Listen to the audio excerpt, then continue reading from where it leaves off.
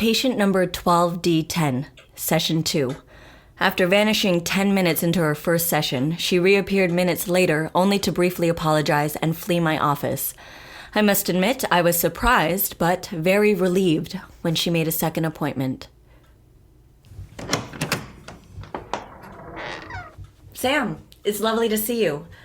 Why don't you come in? Thank you for agreeing to see me again, Dr. Bright. I'm really, really sorry about last time. It's okay, Sam. I'm very happy you wanted to see me again. You rushed off last time before we could really talk. I know, it was the first time someone had been there since... Well, I just got freaked out. I wasn't sure how you would react. I had hoped I made it pretty clear last session that I'm accustomed to some pretty strange stuff. No, you did. It's just... It seemed a little bit too good to be true. I've never told anyone about my trips before, and I panicked a little bit, I guess. I completely understand. That's actually why I came back. It felt really nice to talk to someone about it. I didn't know it could feel like that. What did it feel like? Like the pressure had been let out of my chest just a little bit. It's been so long of keeping this secret, and I'm very grateful. Thank you. You don't need to thank me, Sam. I'm thankful that you were brave enough to share your story with me. I can't imagine how difficult these past 15 years have been for you. It definitely hasn't been a walk in the park. Why don't you tell me about it? Now that you finally have someone to talk to, you must be bursting with stories. I guess I am. I've never really thought about it. After a while, the trips became so stressful that I stopped seeing them as anything special. But, I don't know, thinking about them in the past week, yeah, I guess it makes for some pretty interesting party conversation. Well, if I could ever talk about them publicly, that is. Pretend for a moment that you could. What would you say? I don't know. That for someone with no passport, I've traveled more in 15 years than most people do in a lifetime. Okay. And where have you gone? It's hard to keep track. Name a place, and I've probably been there one time or another. Well, I suppose that time is the more significant part of your trips, not location. Right. So name a time then. I wouldn't even know where to begin. Why don't you just tell me about one of your favorite trips? Okay. Well, this one time I ended up in New York in the 1920s. I think I was 15 or so. So things were still pretty fresh and exciting. And I only spent one night there, but it was so interesting. I saw so much. Gosh, everyone was dressed so beautifully, and the city just glittered. I've never been to New York City. Well, past 1950, that is. So I don't know how it compares, but I can't imagine it's half as lovely now. I had arrived in Times Square, so I just wandered around there for a bit and ended up at something called the Follies. It was a dance show with these amazing costumes and dancing women, and, well, it was just really neat. And the people sitting behind me were talking about going to the jazz clubs in Harlem after the show. The Cotton Club, I think. And I thought, well, that sounds fun, I'll just follow them. See, that's the trick, to find some interesting people to follow around. I mean, the first few times I traveled, I was so overwhelmed trying to take everything in that eventually I learned to pick just one thing to focus on. But if you choose wrong, it can be so boring.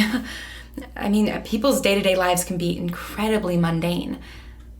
Well, I suppose I can't throw stones. My day-to-day life is pretty mundane.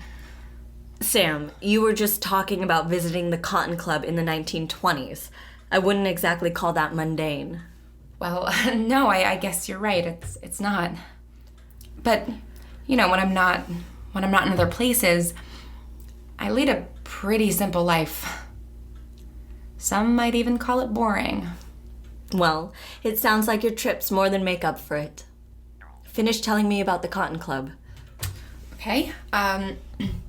Well, I followed this group into a cab.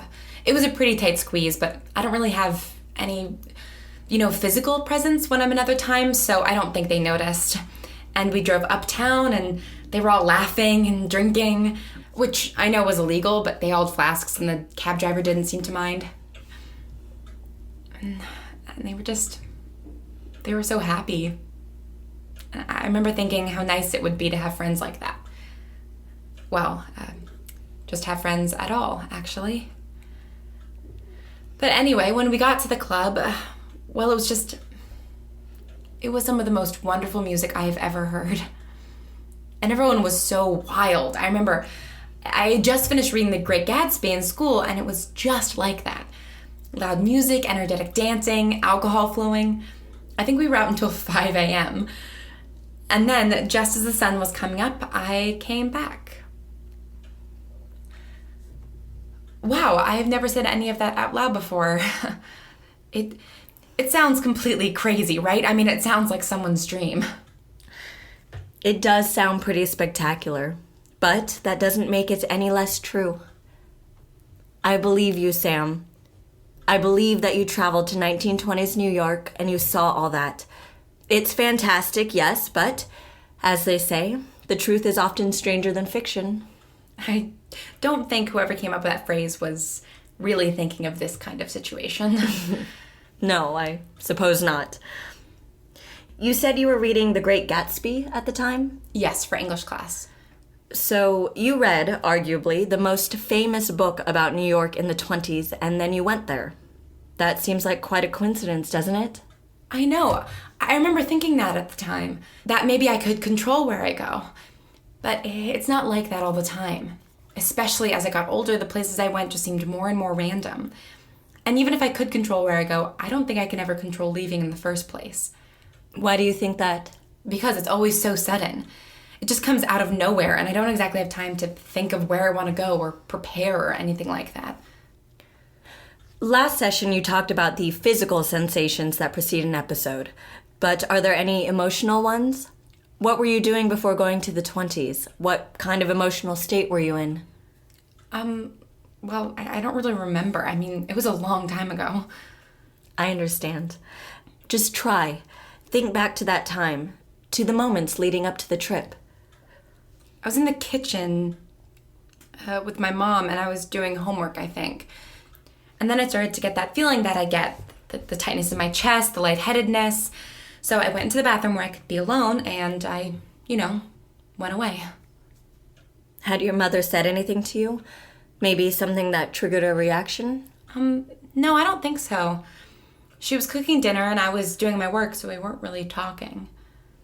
Do you remember the work that you were doing? You know what? I think it was the English assignment, actually. Our essays on The Great Gatsby. Were you enjoying writing it? No. No, I wasn't.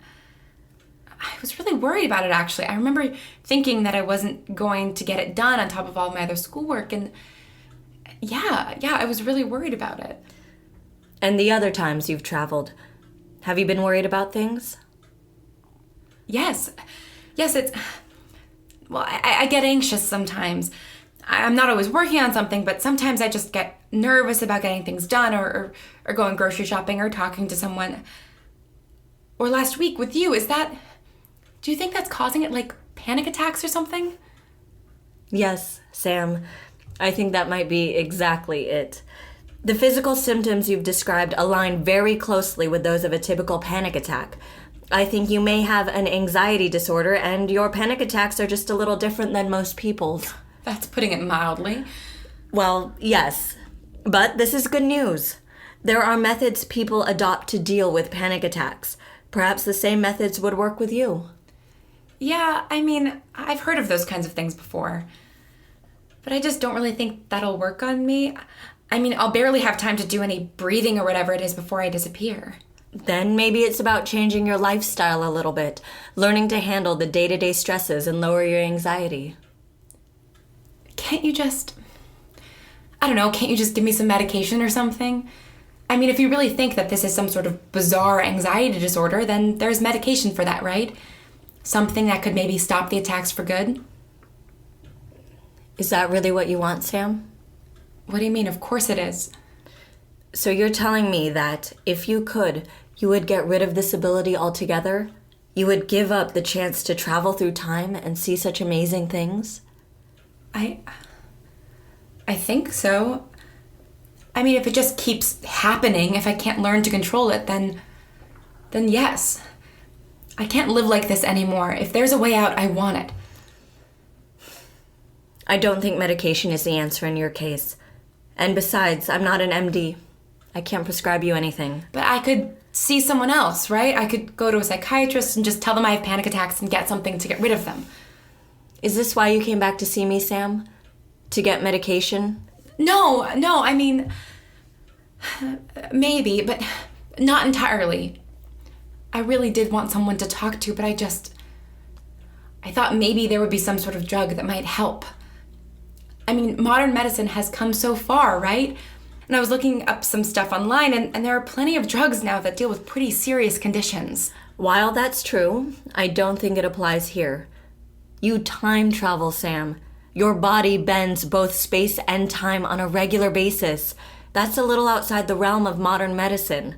There's no way of knowing what a serious psychotropic drug would do to you.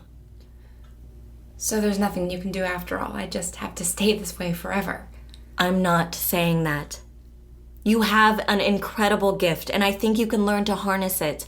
If we can get to the root of your anxiety, maybe you can learn to expect your panic attacks and prevent or even focus them on a specific time and place. You really think I could learn to control it? With my help, I think that's a distinct possibility, yes. But you have to be committed. You need to be open to what I tell you and make sure that you answer all my questions honestly and fully. We're entering foreign territory, Sam, but that doesn't have to be a bad thing. Think of it as embarking on a new adventure. I'm a little tired of new adventures. I thought that would have been obvious by now. Of course. I know you must be frustrated, but this is progress. A week ago, you were dealing with this alone, which, by what you've told me, meant not really dealing with it at all. But now I'm here to help you. You need to trust me, Sam. You don't need to do this alone anymore. Okay, I guess you're right. I suppose I could try. Good. That's good. See, I think you're doing better already. Being open about your ability will make all the difference in the world. You don't mean I should go out and tell people about it, do you? Because I don't think I'm ready for that yet. And who would I talk to exactly? I don't have a lot of people in my life for obvious reasons. Sam, it's all right. I didn't mean you should be talking about this with other people. I'm sorry, I should have made that clear. Obviously, it would be foolish to make your ability any more public than it is. You cannot tell anyone else about this. Right, no, of course not. I don't know what I was thinking. But you can talk to me. You can tell me everything you remember, all the stories you've been keeping inside all these years. And you should. It will help me help you if I know as much as I can about your condition. Okay. I think I can do that. What do you want to know? Tell me about your first trip. Ancient Greece, wasn't it? Yeah, it was ancient Greece. Well, first of all, I was so confused. I mean, one moment I'm lying on my bed reading, and the next I'm lying in a field, and I get up and look around.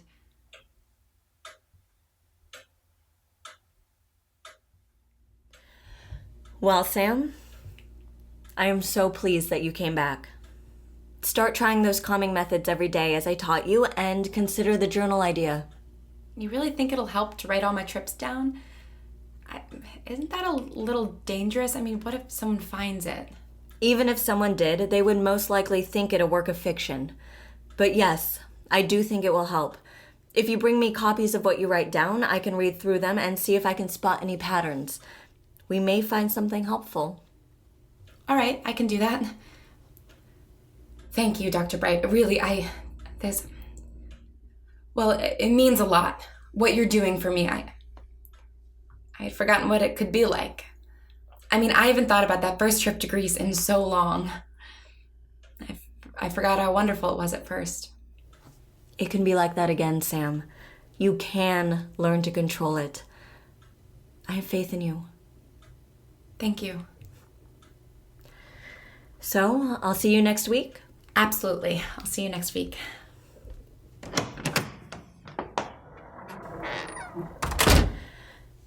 Successful first full session. While the patient was at first reluctant to embrace her ability, I think we will be able to harness it. Her travels have been quite impressive. She's traveled much farther back in time than I would have expected, and to such different geographic locations that I'm beginning to think her range is limitless.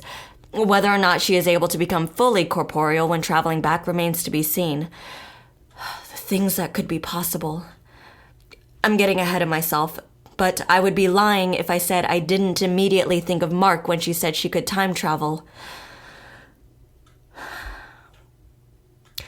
We'll have to wait and see. She's still holding back so much.